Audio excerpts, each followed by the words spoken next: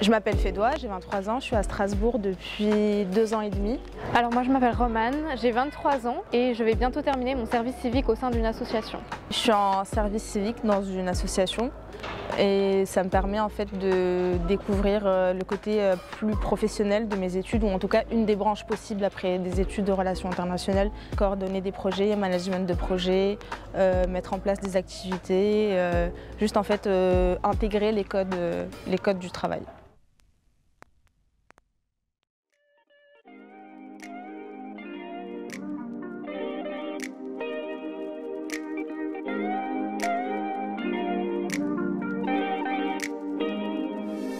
J'ai terminé mon Master 2 de droit international l'année dernière, mais je dois avouer qu'à la fin de mes études, ça me paraissait long et j'avais hâte de pouvoir commencer la vie active parce que c'était beaucoup de théorie et j'avais du mal à voir où ça allait m'amener plus tard. Je pense que, comme beaucoup, après les études, oui, c'est un peu compliqué de trouver un emploi. Donc, il y a beaucoup de gens qui font plusieurs stages, ou par exemple stage service civique, où on peut enchaîner les expériences de volontariat.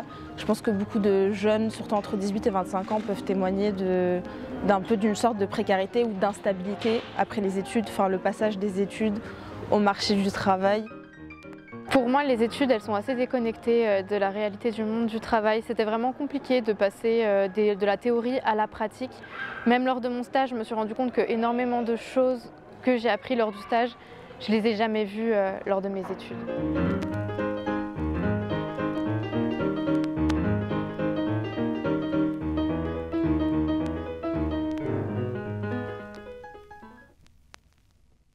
Je suis partie de chez mes parents, j'avais 17 ans. Je suis partie pour mes études ici à Strasbourg. J'ai pu m'intégrer parce que j'habitais en colocation, donc c'était bien parce que j'ai pu rencontrer d'autres personnes. Et aussi, j'ai essayé de prendre sur moi et j'ai osé envoyer des messages à des personnes que j'ai repérées dans les groupes lors des TD à l'université pour pouvoir rencontrer d'autres personnes.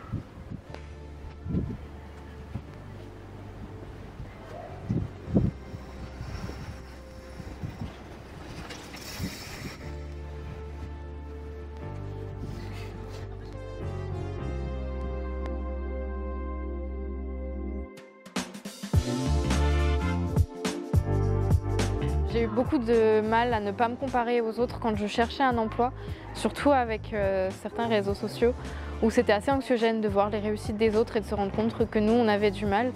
Mais aussi, parfois, quand je discute avec des amis, je me rends compte qu'on est tous dans la même situation et qu'en fait, il y a beaucoup de paraître parfois aussi sur comment on trouve un emploi et comment on vit notre premier emploi. Alors après mon service civique, j'aimerais continuer dans le milieu associatif. Ça pose aussi la question de la précarité puisqu'on est très peu payé. Le monde associatif est très intéressant à connaître parce qu'en fait, pour moi, c'est une bulle de potentiel. Mais parfois, il y a tellement de difficultés pratiques, logistiques, financières que tout ce potentiel, il reste en fait peu exploité ou exploité à de certaines limites. Beaucoup de personnes qui travaillent dans l'associatif ou sont volontaires dans l'associatif, elles sont dans des situations de précarité ou en tout cas d'instabilité.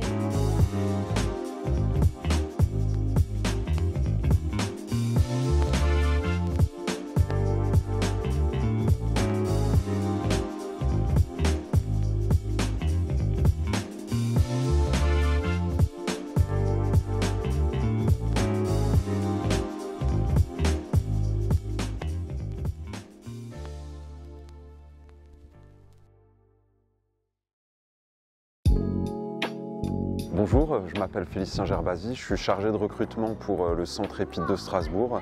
On est un dispositif d'État qui accueille des jeunes de 17 à 25 ans pour les insérer professionnellement.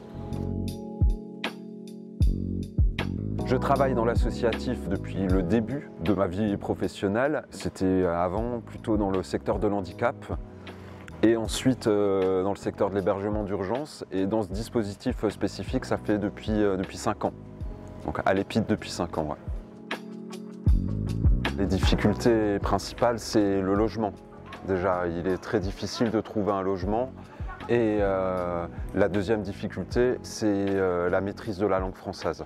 Voilà, en fait, vu que nous, on fait de l'insertion professionnelle, on propose une remise à niveau dans les matières générales. Une fois qu'on maîtrise la langue, il n'y a pas d'emploi sans logement et pas de logement sans emploi. Donc nous, on héberge sur place pendant la durée du passage chez nous et après, donc, recherche un logement plus durable.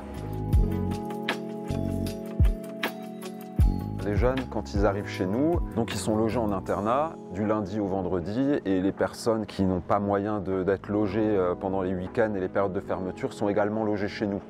Le but, c'est vraiment de partir avec les outils en fait, pour s'insérer professionnellement.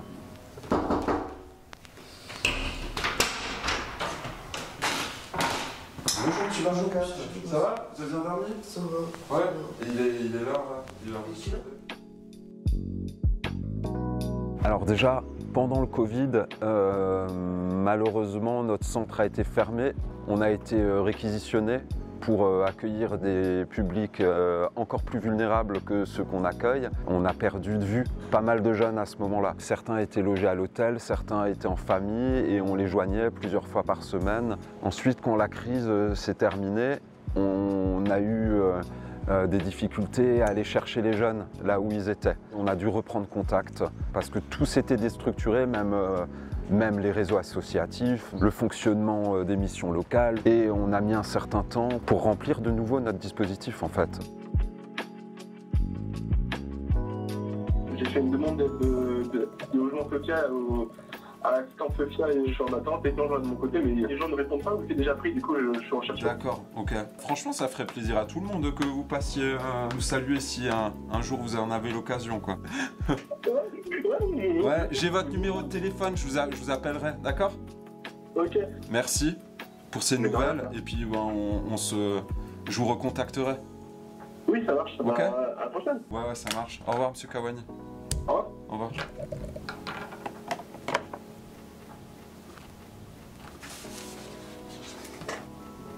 Ah, puis ce jeune, il était cool, hein. Il y a des moyens qui sont engagés par le Fonds social européen, par les différents ministères qui nous financent pour aider les personnes les plus vulnérables. Le but, c'est de mettre ces personnes à l'emploi, en fait, qu'elles contribuent à l'économie de notre pays. Moi, c'est le sens de mon engagement. Hein.